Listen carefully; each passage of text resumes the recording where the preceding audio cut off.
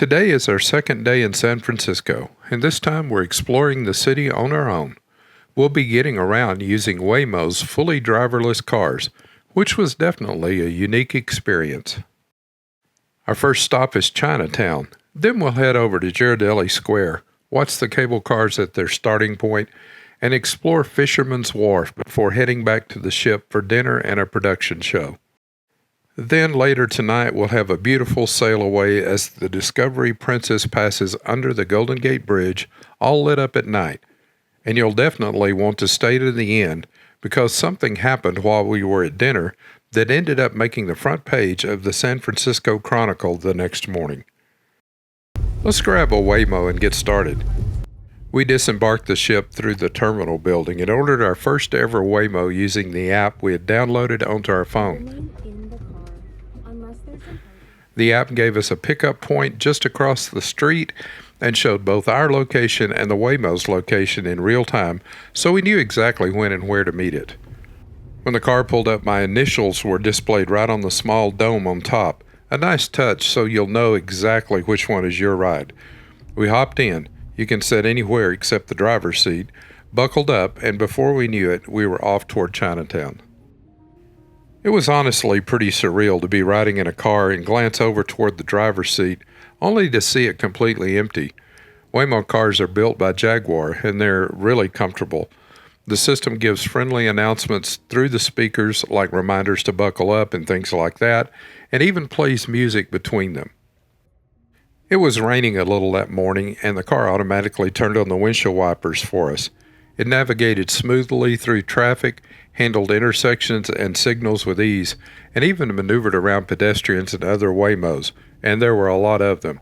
At times, it seemed like Waymo was the most common car on the streets of San Francisco. I actually felt very safe as a passenger, honestly safer than most taxi or rideshare drivers. Let's watch a few scenes as Waymo maneuvers through traffic as we continue our ride to the Dragon Gate entrance to Chinatown.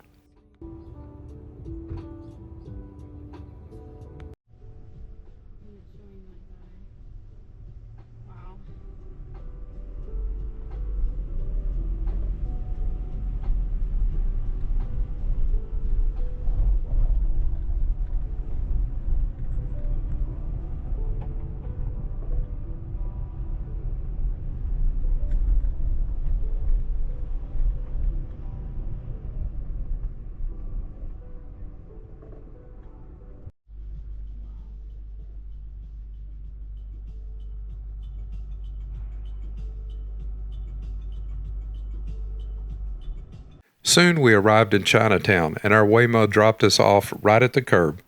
I got a few quick shots from the sidewalk as it waited for traffic, then it pulled away to its next pickup. The entire ride cost less than $15, and with no tip needed, it was really an affordable and easy way to get around the city. We entered Chinatown from the south, crossing Bush Street and walking north through the Dragon Gate onto Grant Avenue. The first thing you notice when walking through Chinatown, and it's a constant reminder you're in San Francisco, are the hills. It's definitely an uphill climb from the start. We continued up to Pine Street where it leveled off a bit, and then kept going along Grant.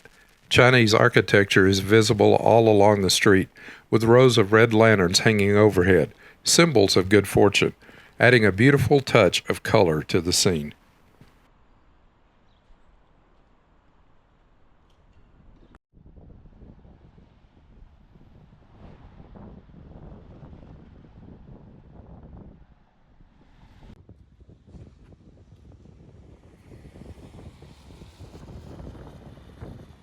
As we approached the intersection of Grant and California, the architecture became even more striking, especially with the ornate building that really stands out as you come up from the south.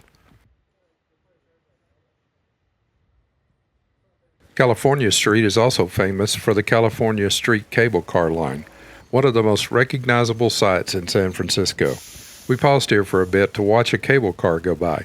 It's always fun to see them make their way up and down these steep hills.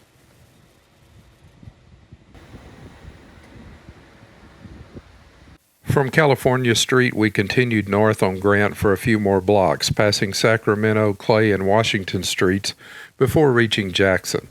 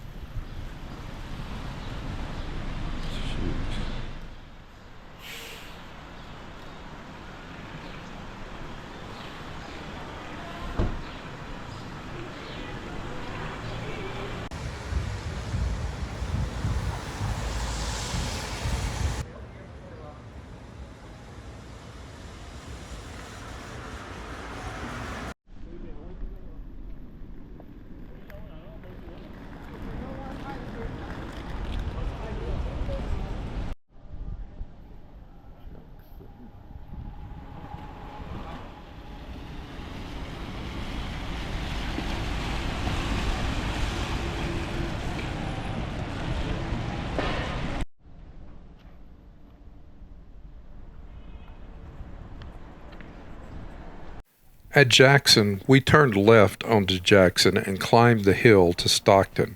From there, we turned south and walked one block back down to Grant Avenue.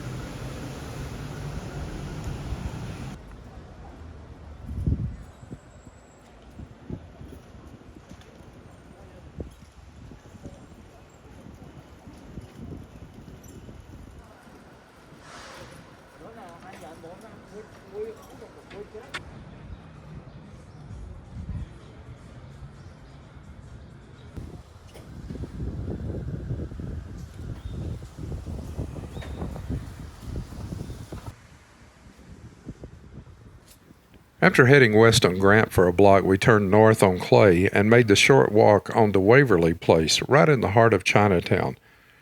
From there, we continued back to Washington Street, completing our little loop back to Grant Avenue.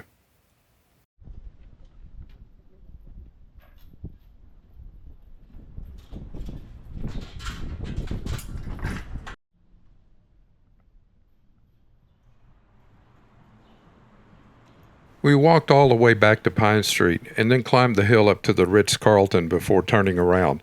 By that point, we were starting to get hungry and spotted a small family-run restaurant called Bao Han.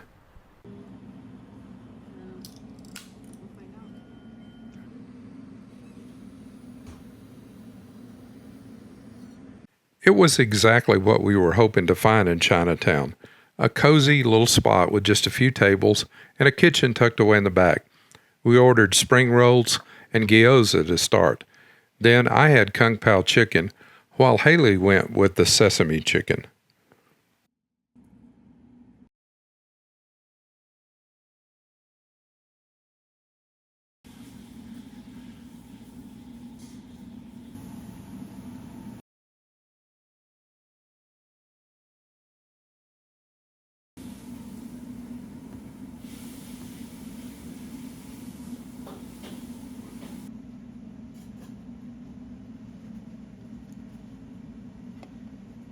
After lunch, we ordered another Waymo to take us over to Fisherman's Wharf for the next part of our day.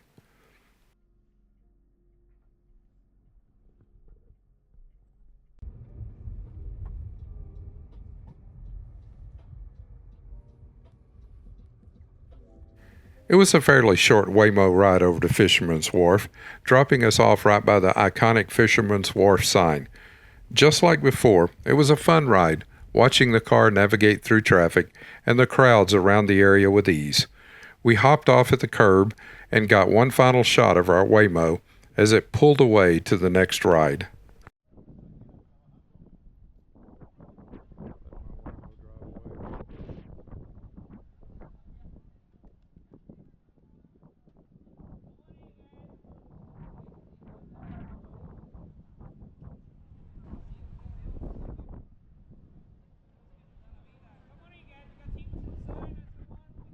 From the Fisherman's Wharf sign, we began walking west on Jefferson Street toward the San Francisco Maritime National Historical Park, the Powell-Hyde Cable Car Turntable, and Ghirardelli Square.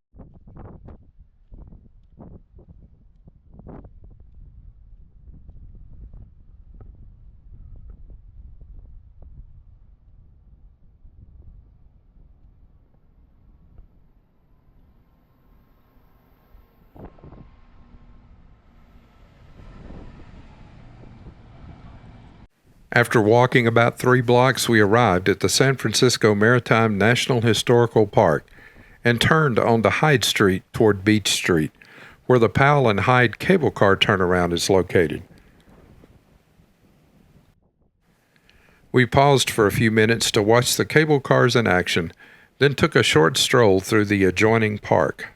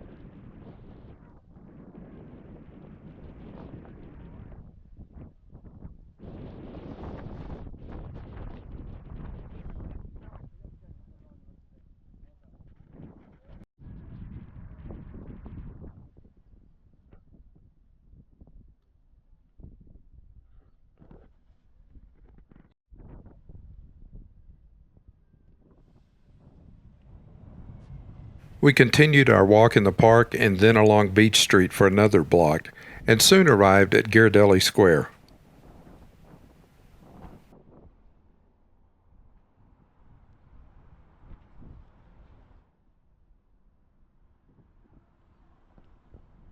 Ghirardelli Square is a historic landmark in San Francisco, originally built in the late 1800s as a chocolate factory for Ghirardelli Company. Today, it's a popular public space with shops, restaurants, And of course, plenty of chocolate treats. A perfect blend of history, shopping, and sweet indulgence. Our main goal at Ghirardelli Square was simple: chocolate. We quickly found a shop and ordered ice cream treats, of course, topped with plenty of Ghirardelli chocolate. Then we made our way up to the second level, found an outdoor table, and settled in to enjoy our sweet indulgence.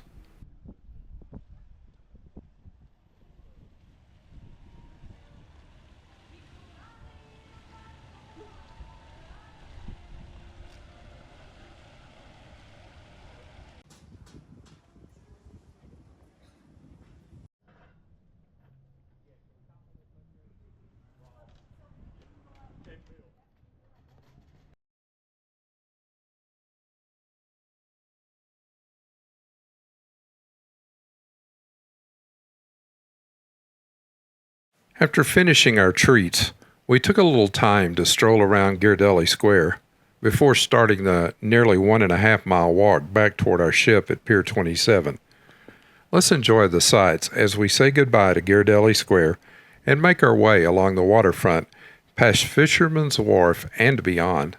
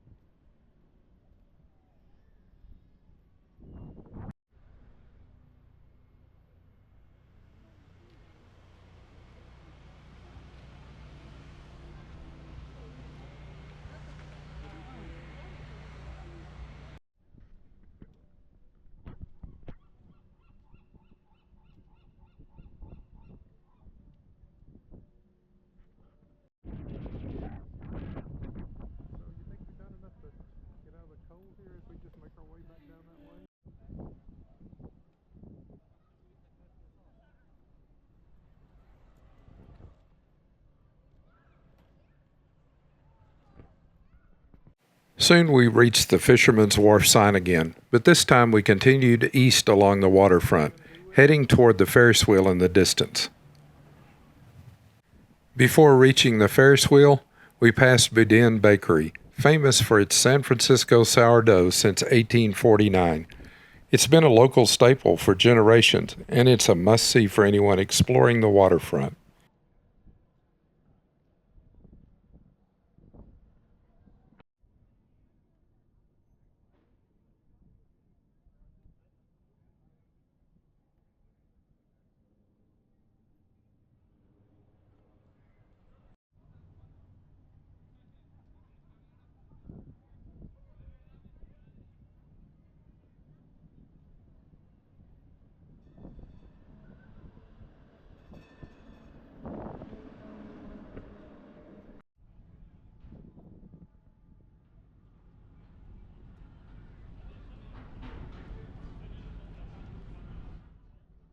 After taking a good look at the Ferris wheel, we soon reached Powell Street.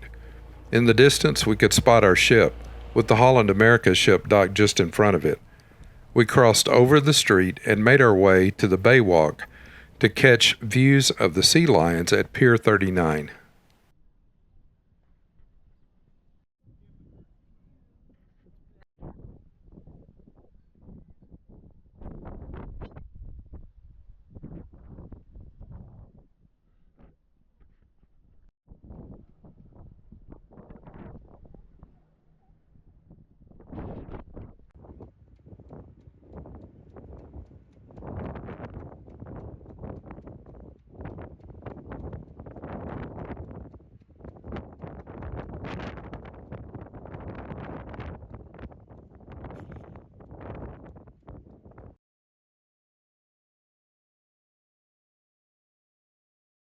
From the walkway, we got some nice views before heading to Pier 39 itself, home of the famous sea lion sculpture.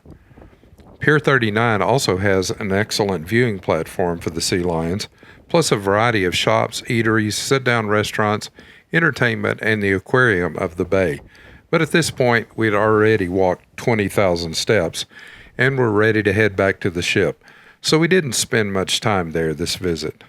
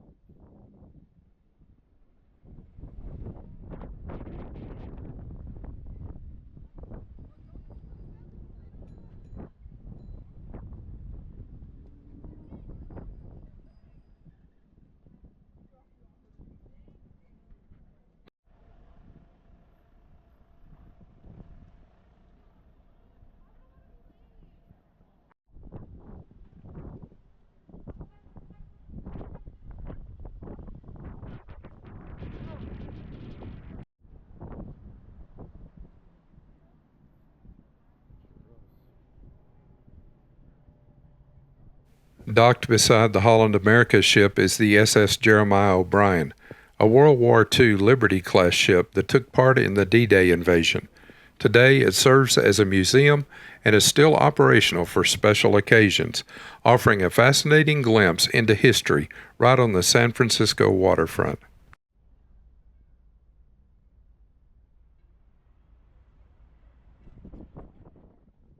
From there, we made our way back to the ship and soon sat down for dinner. I didn't take many photos or videos of the meal, and you'll see why, because something happened during dinner that made it a very memorable evening. I didn't capture this on video, but here's what happened. As we were heading down for dinner, we suddenly heard a series of very loud pops. At first, some of the crew glanced around, but they continued seating guests and the waiters carried on with service.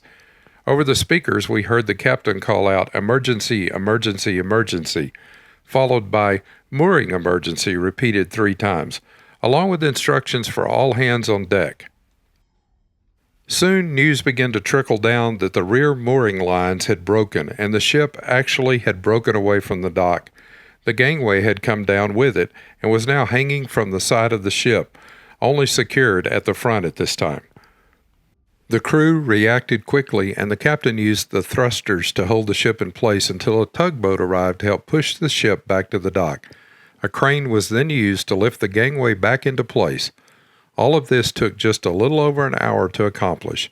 Thankfully, no one was injured, as passengers had already been stopped from using the gangway due to the high wind. It was far windier than we realized, and this dramatic event made the front page of the San Francisco Chronicle the next morning. After that rather dramatic dinner, which by the way was still very good, we headed to the theater for another Princess production show, the Spotlight Bar. This show tells the story of a typical night at the bar, from the arrival of employees, musicians, and guests to closing time as everyone slowly trickles out, all brought to life through live music, dance, and choreography. It's an excellent performance. As before, I was not allowed to take video, but I could take still photographs, so here are a few pictures from scenes in the Spotlight Bar.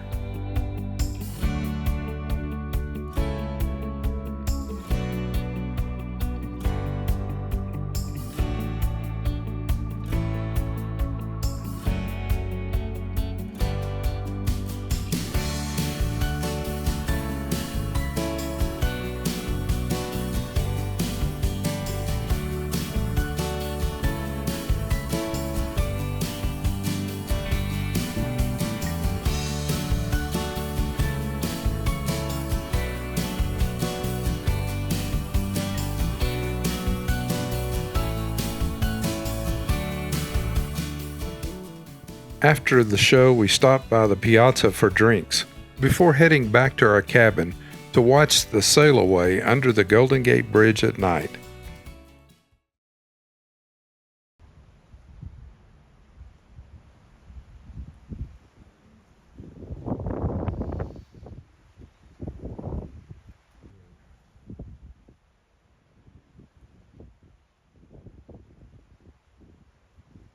Just like our sail into the bay, the evening sail away was dramatic. First, we enjoyed night views of the Bay Bridge and the surrounding city lights.